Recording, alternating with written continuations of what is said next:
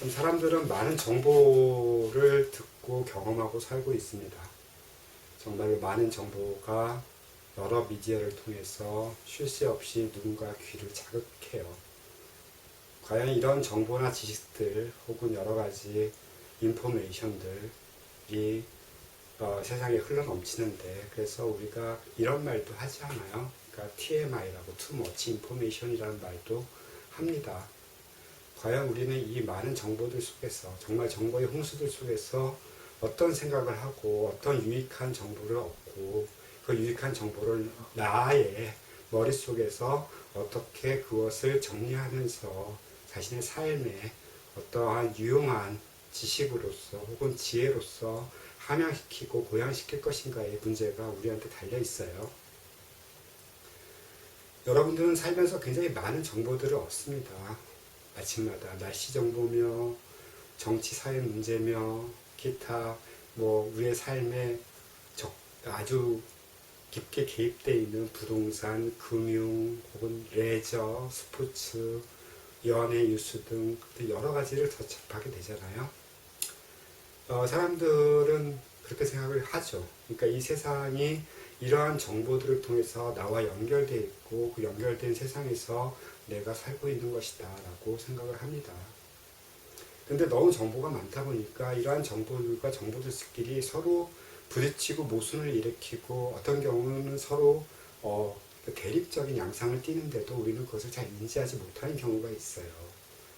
가령 사람들은 굉장히 상식적으로는 올바른 생각을 하고 살아가지만 정치적이나 사회적이나 어떤 여러 가지 다른 거대 구조나 혹은 이념의 문제에 봉착해서는 정말로 이 상식적인 사람이 과연 상식적일 수 있을까 싶을 정도로 엉뚱하고 다른 생각들을 하게 되는 경우들이 상당히 많습니다. 그러니까 가령 이런 경우에요.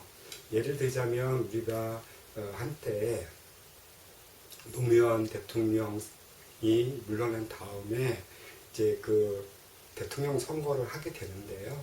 그때 선거에 등장했던 지금은 국진당이지만 그때는 한나라당 후보였겠죠.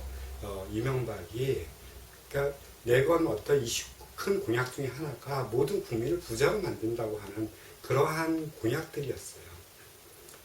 세상의 모든 사람들이 부자가 될 수 있다. 그게 천국과 같은 일이겠고 진짜 어디에서도 벌어질 수 없는 정말로 유토피아적 이상일 수 있을 것입니다. 그런데 자기가 스스로 자본주의자라고 외치는 이명박이 모두가 부자 되세요라고 말하는 것은 벌써 그 말에서부터 벌써 모순에 봉착하게 된 거예요. 자본주의는 모두가 부자 되는 것을 원치 않을 뿐더러 그 어떤 생태학적인 측면에서도 자본주의는 소수의 부자와 다수의 못부자, 안부자, 거지 이렇게 얘기하면 좀 그렇겠지만 소수의 부자와 못 가진 자, 다수의 못 가진 자들로 구성되는 그런 사회를 지향합니다. 그러니까 모두가 부자가 되게 해주겠다, 모든 국민이 잘 살게 해주겠다, 이 말 자체는 어떤 정치인이 자기의 모토로서 할 수 있는 말이긴 하지만 그 말 자체를 우리 국민은 그렇게 받아들이면 안 된다는 거예요. 그것은 하나의 모토일 뿐이고 잘못된 정보고 잘못된 예언이라고 하는 것이죠. 그때 당시 여러분들이 한번 747 공약이라든지 이런 정치권에서 튀어나오는 여러 가지 이슈들에 대해서 현혹됐습니다. 저도 현혹이 됐고요. 이 사람이 부동산도 잡아주겠지, 금융도 안정시켜주겠지, 그 다음에 못 사는 우리들한테 적어도 돈 걱정이나 어떤 이런 것들 생계 걱정은 안 하도록 만들어주겠지라고 기대를 건 것이 표심으로 나타났고, 그 표심이 이명박이라는 희대의 인물을 대통령에 앉히게끔 만들어 놓았습니다. 저는 여기서 정치적인 얘기를 하고 싶은 것은 아니에요. 이 정치적인 이야기라고 하는 것은 그 이명박이라는 존재, 혹은 그 뒤를 잇는 박근혜라고 하는 존재, 혹은 이 이후에 지금 우리가 살고 있는 현 시대의 대통령, 문재인 대통령이 이렇게까지 누가 올바르나 누가 옳은지 그른지에 대한 어떤 도덕적, 윤리적 판단을 하려고 하는 것은 아닙니다.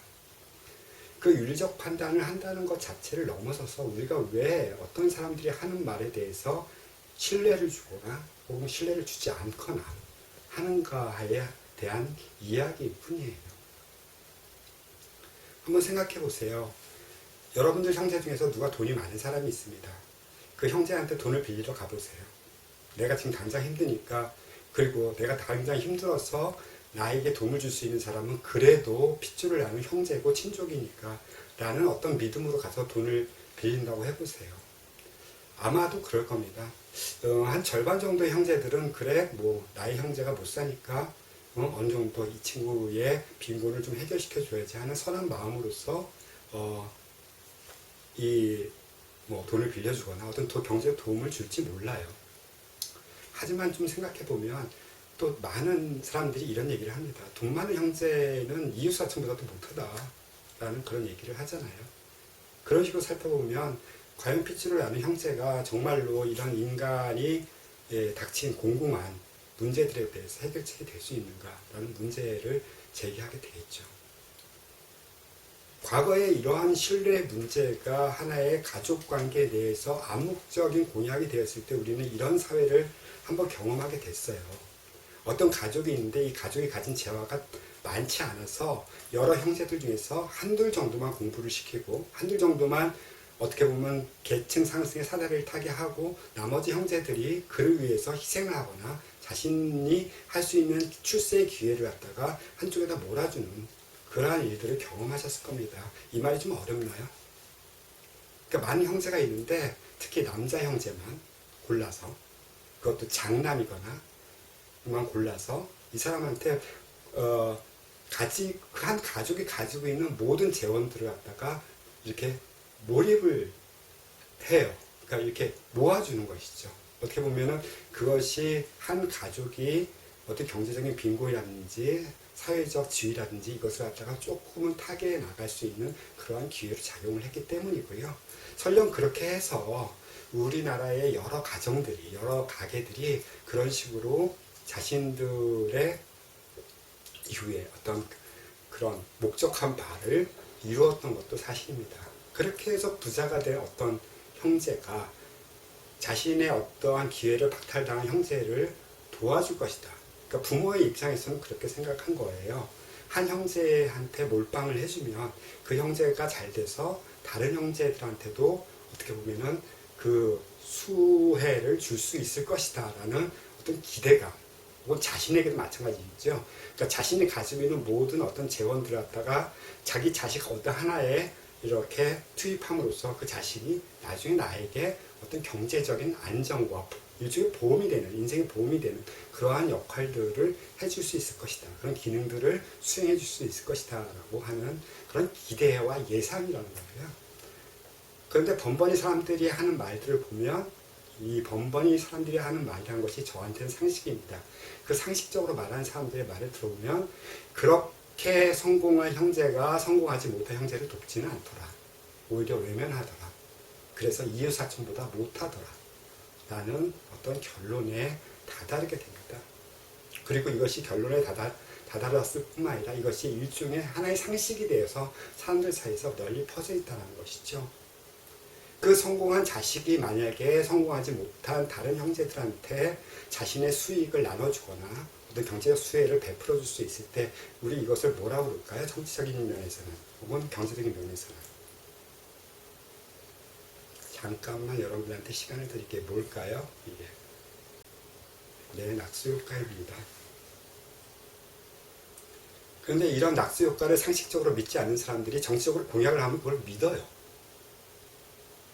그것도 전혀 모르는 형제도 아닌 사람이 정치인이 전혀 내가 안면을 트고 지내지도 않았고 어떠한 관계를 형성해 보지도 못했던 사람이 그런 이야기를 하는 것을 굉장히 철저하게 믿습니다. 저 사람은 그렇게 해줄 거야 하면서.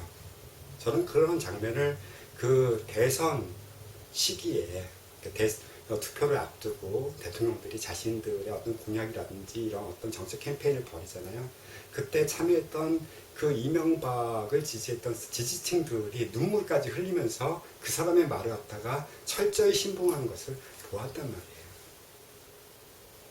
저는 그 약속을 지키지 않은 이명박이나 이런 사람을 탓할 이유는 없습니다. 그 사람은 그 식대로 자신들의 어떤 정치수를 활용했을 뿐이에요. 제가 여기서 문제 삼는 것은 어떻게 사람들은 왜 상식을 가지고 살아요? 그러니까 왜 상식을 가지고 살면서 그 상식대로 행위하지 못하는가에 대한 문제입니다. 가령 이 비슷한 이야기 한 가지 더 할게요. 그러니까 사람들은 사기꾼들한테 잘 속습니다. 보이스피싱, 요즘은 보이스피싱도 있고요. 여러 가지 어떤 방식으로 사람들은 어떤 다른 사람들의 비윤리적인 이익행위에 맞물려서 손실을 보는 사람들이 생겨납니다.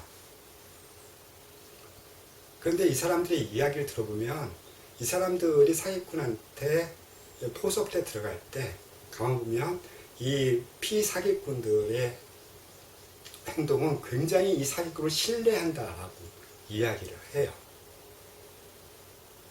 이 사기꾼들은 마치 정치인이 그렇게 이야기하듯이 당신한테 얼마나 큰 이익을 가져다 줄 것이고 나는 그 당신한테 이익을 가져다 주기 위해서 내가 오히려 약간의 희생과 손실을 감수하겠다 뭐 이런 식으로 사람들한테 접근을 합니다. 여기서 또 상식하고 부딪히지요. 사람들은 압니다. 여러분들 각자한테 물어보세요. 여러분들이 어느 날, 뭐 어느 때 굉장히 큰 이익을 가질 수 있는 아이템이나 아이디어나 혹은 투자처나 이러한 정보들을 가지고 있다고 생각해 보세요. 이것을 남한테 나누겠습니까? 일단 그것이 상식이지요. 만약에 여러분들이 내일 당첨될 복권의 1등 번호를 알고 계신다면 이 번호를 사람들한테 알려줄까요? 오히려 그 번호에 우연히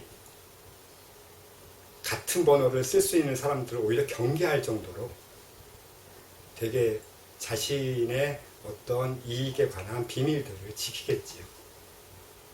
그런데 그런 상식을 가지고 있는 사람들이 오히려 비상식적인 행동으로 빠지는 이유는 뭘까요? 저는 이것이 가지고 있는 사람들의 심리 혹은 사회의식 혹은 전통적으로 우리가 가지고 있는 그러한 어떤 모순들에 대해서 조금 연구를 좀 진행해 보려고 합니다. 그리고 이것뿐만 아니라 왜 사람들은 그러한 신뢰들을 쌓아나가는가, 그리고 어떻게 이 사회를 구성하면서 자기를 중심으로 세계를 갖다가 그렇게 구성을 해놓는가를 연구하게 됩니다. 바로 이것이 저의 인문학의 시작이고요. 저는 이제부터 그 인문학 가운데서 그나마 가장 늦게 꽃피었고 어떻게 보면 인문학의 모든 어떠한 요소들이 발휘되어야만 풀 수 있는 혹은 생각해 볼 수, 사유해 볼 수 있는 그러한 문제인 미술사에 대해서 여러분과 같이 시간들을 할애하고 진행해 볼까 합니다. 이상하죠? 어떻게 이명박에서부터 미술사로 갈 수 있을까요? 그러니까 여러분들이 생각하기에는 미술사는 아름답고 고귀하고 화려하고 어떻게 보면 어떤 인간의 미적 감성의 어떤 을 충족시켜주는 그러한 요소만 있는 것이 미술사는 아닙니다. 미술사는 인간이 지니고 있는 여러 욕망들, 여러 모순점들 이것들이 교차하면서 만들어진 것이기도 하니까 오히려 그런 어두운 면을 통해서 우리는 더 밝은 면들을 돋보이게 쳐다볼 수 있을 것 같습니다. 다음 강의를 기대해 주시면 좋겠습니다. 감사합니다.